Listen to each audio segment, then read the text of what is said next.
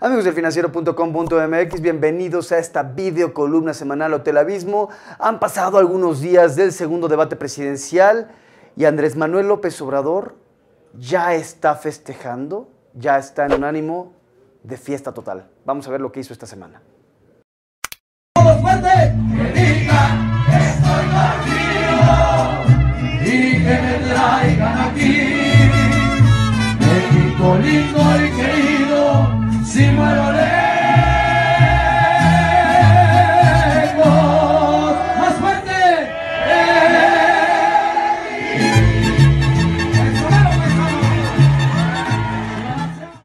Ahí está.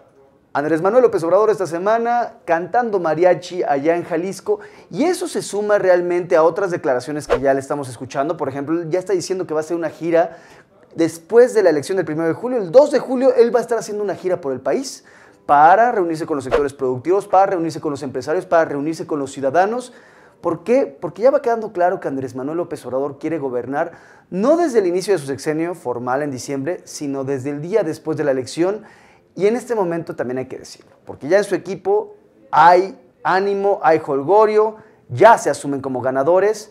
La pregunta que en este momento tenemos que hacernos, si es que nada cambia en los próximos 30, 35 días, es no si Andrés Manuel López Obrador va a ganar la presidencia de la República, eso ya es una realidad, sino por cuánto va a ganar y qué tan profundo será el control que tendrá sobre los otros poderes de la Unión. ¿A qué me refiero?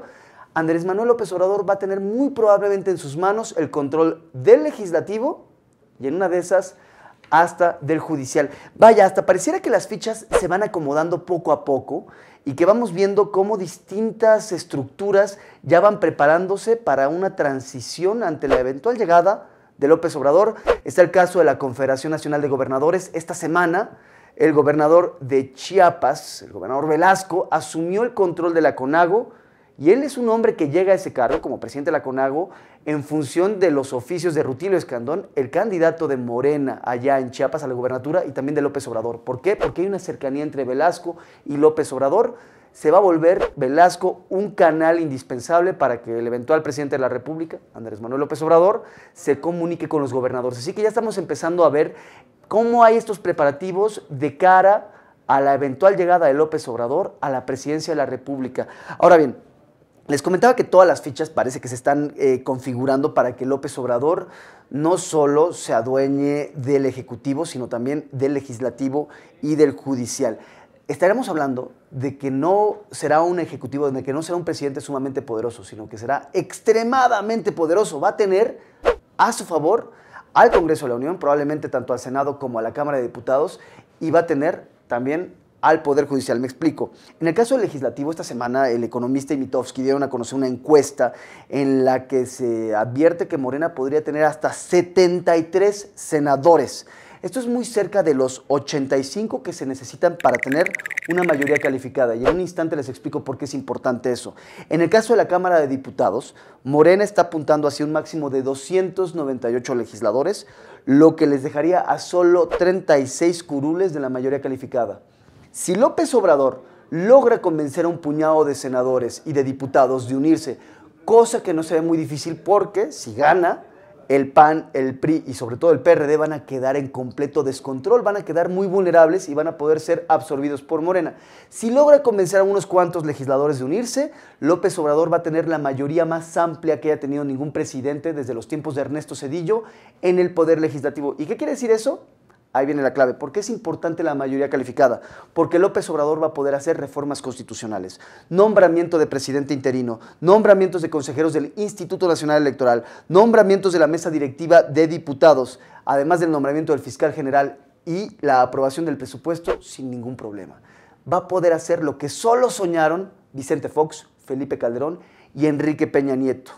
¿Y eso tiene sus bemoles, porque también hay que decirlo. Integrale hacía un análisis muy interesante esta semana, advirtiendo que López Obrador podría quedarse con la mayoría en 10 legislaturas estatales.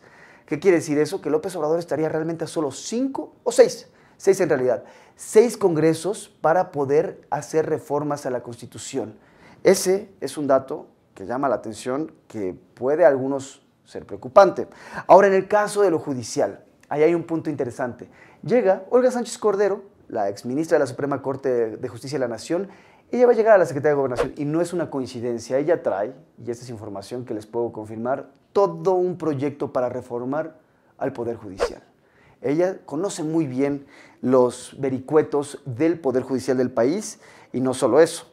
A Andrés Manuel López Obrador le va a tocar hacer el nombramiento de 5 ministros de la Corte durante su sexenio. En noviembre de este año sale José Ramón Cosío, se tiene que retirar. En 2019, Margarita Luna Ramos. En 2021, Fernando Franco. En 2024, Arturo Saldívar y Luis María Aguilar. Y eso si es que ninguno de los ministros fallece, porque ya en sexenios anteriores han fallecido ministros y a los presidentes en turno les ha tocado hacer estas designaciones. Así que López Obrador podría terminar teniendo una Suprema Corte a su favor.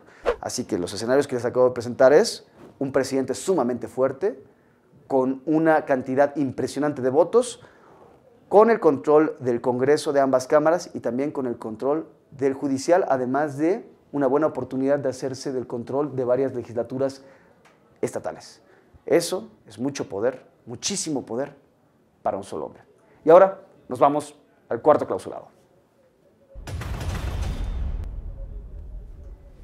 Bien, y esta semana hubo un nombramiento que llama la atención, que levanta cejas. Es la llegada de Santiago Nieto, el exfiscal, el extitular de la FEPADE, al equipo de Andrés Manuel López Obrador. Se le integra nominalmente para proteger los votos. Eso es lo que dice López Obrador. Él va a estar protegiendo los votos en caso de un eventual intento de fraude electoral por parte de quién sabe quién. Pero la llegada de Nieto también caló y caló hondo en Los Pinos. ¿Por qué? Porque llega el fiscal o el exfiscal que tiene todos los datos sobre el caso Odebrecht.